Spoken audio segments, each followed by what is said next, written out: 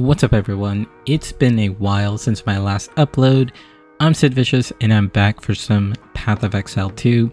Over the next few days, I've been live streaming a bunch of test characters for what I want to play next patch. I tried the Witch, I tried the Mercenary, I even did a couple of off-stream practice runs with other classes just to see what felt smooth for the campaign. I even tried some off-class Stomping Ground. And after all the testing, I've decided that for this league start, I am going with the Ranger.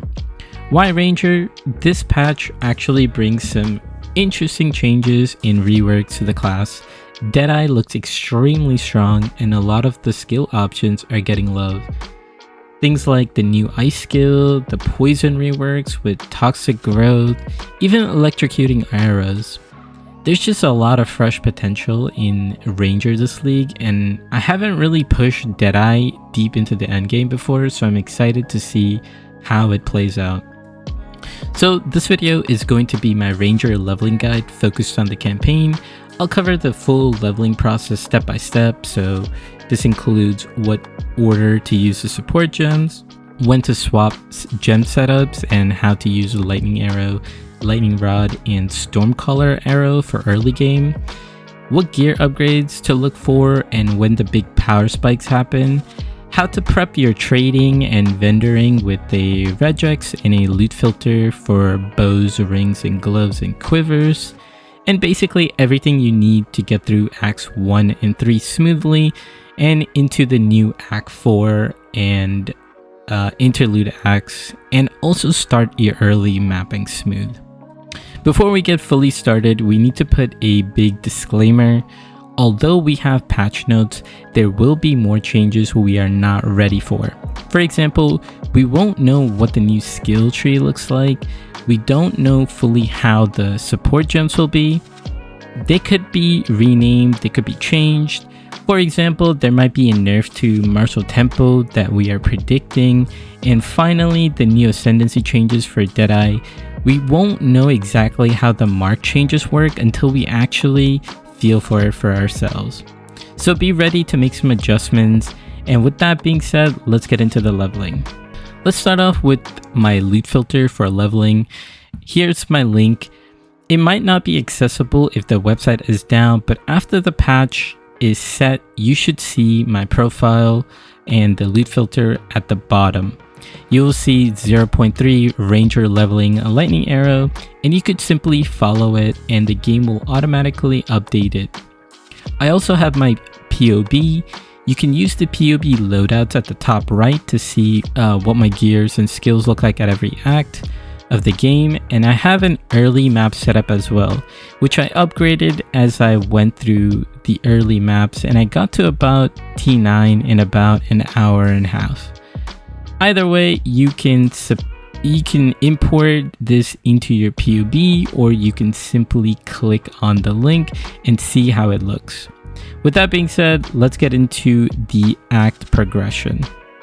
Now, Act 1, the Ranger has a little bit of a rough start. So starting off, you will be given a lightning arrow, and by itself, it's not that strong. So we just auto attack our first boss, the Bloated Miller.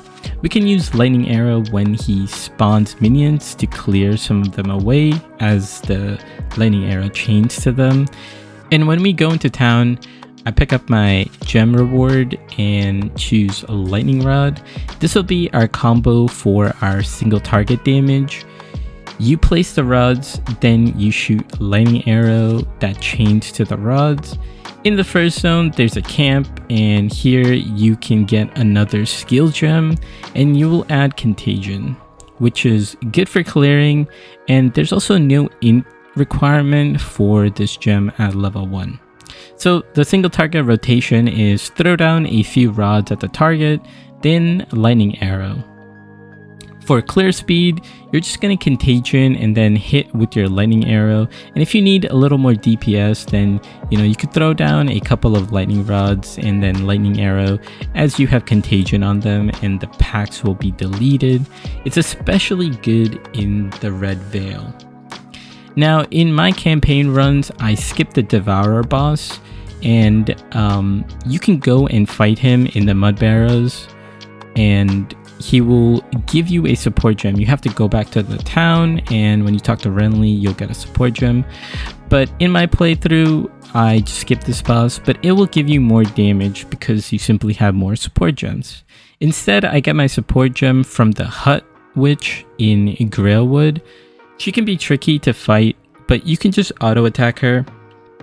You can try to like throw down one rod and hit her with the lightning rod, but most of the time it's just better to auto attack her and just kite her around. Now for our first support gem, you want to take Martial Tempo. It just helps us with our attack speed. And then as we get into the next zone, the Red Veil, here you will find some things called Refined Arms. Now if you just click on them, they're basically like little chests, and you have a chance of getting a short bow. This will significantly help your early game. It's just a progression from the crude bow to the short bow. It's just a higher damage, and if you have a magic crude bow, just check the damage ranges. Most of the time the short bow is going to be just flat out better. Then for your next support gem, you will have to get it at the Grim Tangle. Make sure you fight the Rotten Druid. He will drop another support gem, and for this one you will use Lightning Infusion. You should also be hitting level 6 in the zone, and you can swap to the Stormcaller arrow and support it with Martial Tempo and Lightning Infusion. And pretty much this will be your combo for the entire Act 1 run and most of Act 2 as well. The next zone in the cemetery, there's something you want to do, and it is to find the sarcophagus. This will give you a ring, and it has a high chance of it being an iron ring, which will give you more damage. Just in general, for gearing tips, use the Regex at the vendors and look for flat damage on quivers, rings, gloves, and bow. See which gear slot you're missing damage on and try to buy those with gold as much as you can. And this will greatly benefit your run. In the cemetery, we want to find all the tombs, and the first one we want to go into is the Tomb of Consorts. This is where you'll have an optional side area for haunted treasures, and you can get another support gem here, which you can use for Scattershot, and you can just hot swap between Lightning Fusion and Scattershot on your Stormcaller arrow for when you're clearing, you know, Scattershot, and then when you're fighting a boss, put back Lightning Infusion, and it'll help out your single target.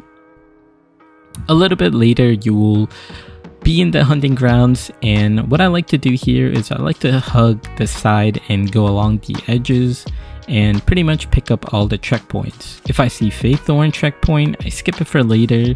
Otherwise, I do every single checkpoint as I see them. So if I see the Ritual Dryad, which is different from the ritual itself, it's just a rare mob that is gonna drop you a support gem, which we can use for later. And then if you see Crowbell, you know, you fight the boss. And then if you see the farmlands, you go through them.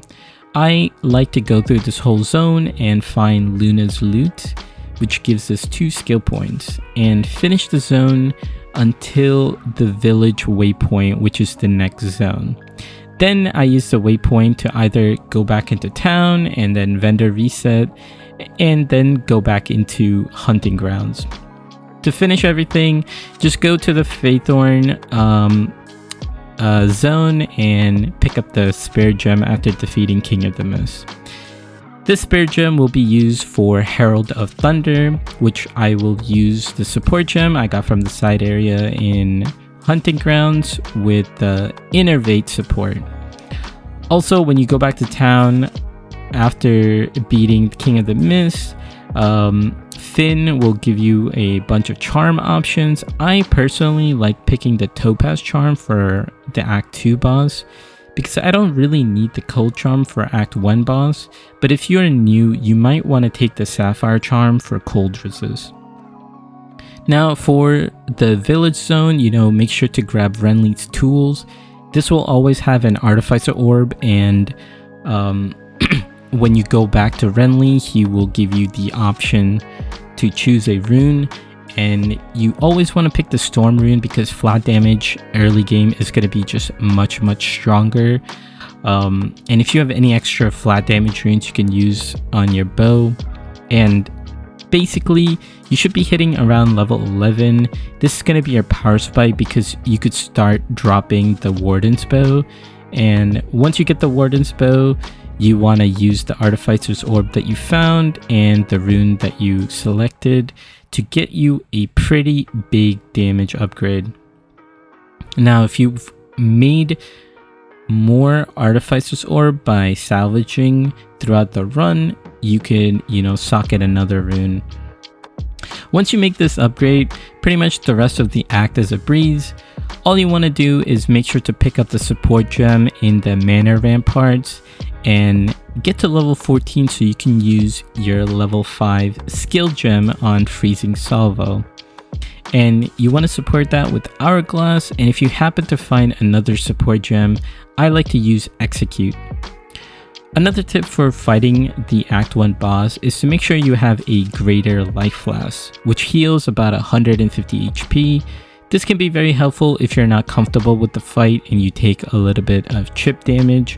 You should be able to find one as you are clearing the manor as a drop, or you might have to go back to Una and buy one in the town.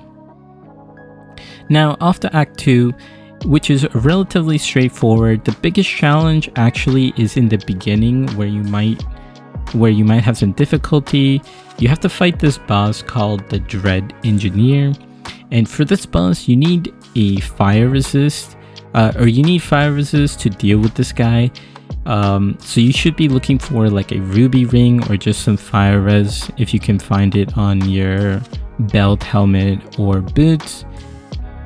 Now, if you don't have fire res, you have to learn how to dodge him, and the way to dodge him is to kind of dodge towards him as he does the attacks, because he does a bunch of wild swings and he can combo his swings, and pretty much his swings like one-shot you because they explode on hit. So you just gotta learn how to dodge, otherwise he's pretty straightforward. Another thing to keep in mind for this zone is you want to find Balbala. So when you're in the Trader's Passage, you will find a pillar, and you'll come across this pillar, and then you'll have like different entrances or directions you can go. You want to follow the path where the walls have sticky notes, and this will lead you to Balbala.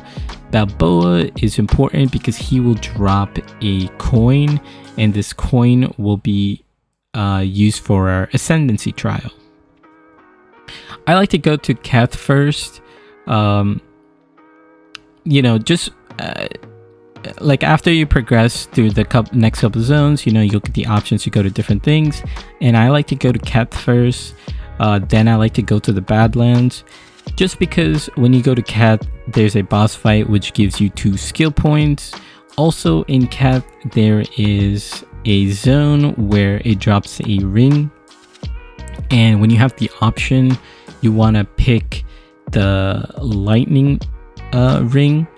This will help you for the Act 2 boss fight. On a side note, I would also like to point out that in the upcoming league, they mentioned that the Abyss area where you jump in and craft is somewhere in Act 2, and when they displayed the zone, it looked like it's either Macedon Badlands or Bone Pits, so it might be worth fully exploring these 2 zones to find the Abyss area for later use. In Act 2 of the campaign, you'll encounter a new area. This area is overrun by the Abyssal and the Lost Men. After clearing through this area, you'll find the Well of Souls, a giant cavity with a massive vortex of souls swirling beneath you. Now, I tested fighting this boss in the Bone Pits with both Stormcaller and Lightning Arrow, Lightning Rod. They are both pretty good, so if you want to swap to lightning arrow and lightning rod. Here it's possible and you can start your swap early. So I used lightning arrow with the martial tempo and chain. Chain is the most important for this combo because that's how you'll do the damage from the lightning rods. And then for lightning rods, I have lightning infusion and I use scattershot. Now, some people don't like using scattershot because it's less damage, but the extra rods that are being placed makes up for it. It feels pretty good from my end, and throughout the run, I never took out scattershot from this point all the way up until I did early maps. So you should also start using barrage at this point and support it with premeditation. Barrage will allow you to repeat your next attack, and this will be used with lightning arrow. So your combo will be, since you only fire 3 projectiles, you would either shoot 1 to 7 lightning rods because it stacks up to 20 total rods on the ground. Then you want to use barrage. Then you want to use a lightning arrow. More lightning arrows that are stacked up, the more damage you do when you hit them with the lightning arrow. After you finish the Valley of the Titans and are ready to go to Dashar, I like to do my Trial of Ascendancy here and get myself Tailwind for the first node. Now the main thing we want to do in Act 2 is hit level 28 before the boss. If you're not level 28, just level up in either Spires of Dashar or a Dreadnought, whichever zone feels easy to farm XP in. Just control click on the waypoint to create new instances so that way you could farm the zone and some XP. Now one thing to keep in mind is this is one of our next power spikes. So at level 28 you are going to get a dual string bow that appear in vendors, and this is going to be big damage upgrade and will carry you basically until level 55. So the first thing we want to do is we want to check the vendor for dual string bows. Look for high phys or flat damage. If there isn't one in there, you want to gamble for bows until you get one. Check how much you can afford with the gold you have.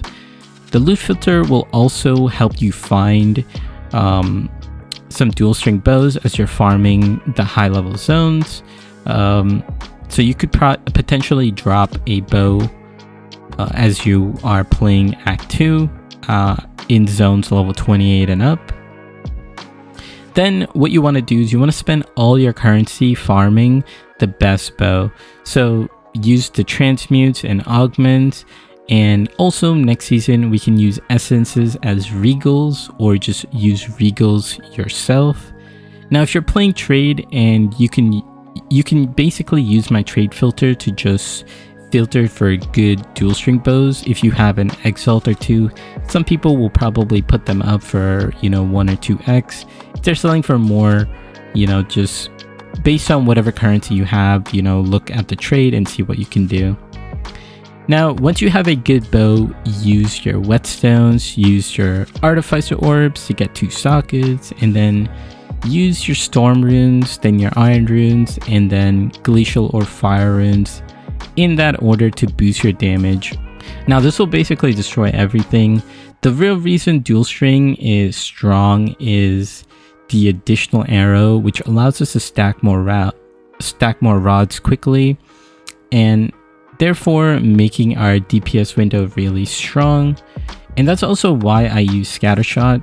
Later on in the end game, when you have enough +1 arrow, you won't need scattershot, but for our combo right now, we'll be able to use 4 arrows at a time. So now we could do 5 lightning rod attacks, then we will use barrage, and then we will use a lightning arrow, and basically repeat this combo until your lightning rods run out. For Act 3, there's not much to talk about besides the very first zone, which is the swamp, and in the swamp you will find a camp with 2 rares protecting the chest. The chest has a guaranteed lesser jeweler orb. You want to use that on your lightning rod, and when you find a support gem level 2, use primal armament for that slot. Also, there will be a charm offered in the zone for some optional quests, and you want to pick the poison charm because a lot of things in this area poison you. After you fight the bog witch in this area, in this act, you get a spirit gem, and I used Wind Dancer. Now, later on, once you have a level 9 gem that you could use, you could go to the spear skill tree and pick up Tame Beast, and you can farm for a beast instead of using Wind Dancer. So the way you want to do this is you want to go to the Infested Barrens. There's a camp nearby with a checkpoint, and you want to find a beast with Haste Aura. Make sure it's not hasted modifier, and what you want to do is you want to use a tame ability on this beast and kill him really quickly because there's a duration, and if you mess it up, you won't be able to capture him. Now let's talk about the Viper fight. Just make sure you have a good HP potion, such as like charges per second or uses less charges, so that you can use your HP potions multiple times. Main thing is you need to learn how to dodge the spear phase, and you should be fine. If you keep dying, look to get more chaos resistance or upgrade your DPS so that you could quickly phase through the fight. Now, you can also farm to level 41, where if you have a level 11 skill gem, you can use to get Tornado. Now, Tornado makes your damage go through the roof. The combo would be to use 5 Lightning Arrow, then Tornado, then Barrage, and then Lightning Arrow. This burst DPS is just massive. I ended up using Tornado much later because I wasn't high enough to level to use it, but if you're having trouble with the fight, get to level 41 and get Tornado and you'll be able to destroy everything. The way I use my Tornado is I support it with Overabundance, and later if you have more support gems you could also add Persistence so the tornadoes stay there a little bit longer. Essentially, what Tornado does, it makes it so that you chain more times to your lightning rods, and thus increasing your burst damage. This basically makes it so that your lightning rods just pop super fast, and once you start using the combo, you'll see that your lightning rods just pop like crazy and they disappear. From here on out, everything should be a walk in the park pretty much. The new patch brings a new act and interlude acts, so we shall see what they bring in terms of challenges. The only thing you need to know or keep in mind is that level 55 is when you want to do the same process of crafting a bow, but this time it will be a twin bow. So same thing you did with dual string, just do that with twin bow. And like I said, I talked a little bit about trading, so if you do end up getting some exiles in the campaign, you know, prioritize upgrading your bow first and then boots for movement speed. Then you could think about getting flat damage on rings, gloves, and quiver. You can also look for amulet with +1 projectile. If you want an example of what these look like, click on the trade filter. The add-on is called Better Trading, and you can see it says import folder. Just copy the text I provide and it will download the item searches. Make sure you are in the correct league at the top, so you filter that out. That way, you know, you're not pinging someone who's in standard, etc. Also, make sure to check the level of the items so you don't buy something you can't use. Another thing is for boots. Make sure you check the attribute requirements so you don't buy boots you can't wear. I provide the POB as a reference to kind of what I did as I was leveling, but keep in mind I said earlier the passive tree is being updated, so there will be new nodes or changed nodes that we don't know of. But just to keep things easy, we want to pick up proj damage, lightning damage, elemental damage, attack damage, penetration for bosses. Attack speed is always nice to pick up, and of course move speed nodes. Later on, I also pick up evasion percent, so I could scale evasion off of my gear, and I focused my gear more into evasion. And that's it for my full Ranger campaign leveling guide. Then I will see what I want to do with the Deadeye, etc. Remember, Act 1 is a little tricky, focus on flat damage on gear and the power spikes I talked about. The power spikes are going to be the Warden Bow at level 11, the dual string bow at level 28, the tornado gem at level 41, and the twin bow at level 55. And make sure you don't waste your gold. Invest into real upgrades like bows, flat damage, jewelry, and quiver from vendors. Especially at level 28, you want to save your gold up until that point so you could gamble for bows. But then after, gold isn't that big of a problem, so you don't have to worry about it too much. Now for the full PoE and the Regex filter will be linked in the description, so you feel free to use them as a reference. Definitely use the Regex, and then the PoE, like I said, be caution of the changes that are coming to the passive tree. So good luck in the new league. Hope this makes your Ranger campaign smooth. Come follow the stream where I will go through this exact path myself. Drop a comment if it helped or if you have any questions, and of course subscribe for more content and guides coming soon. This has been a long video, so let me end with ImSidVicious, and I will see you at the start. Peace.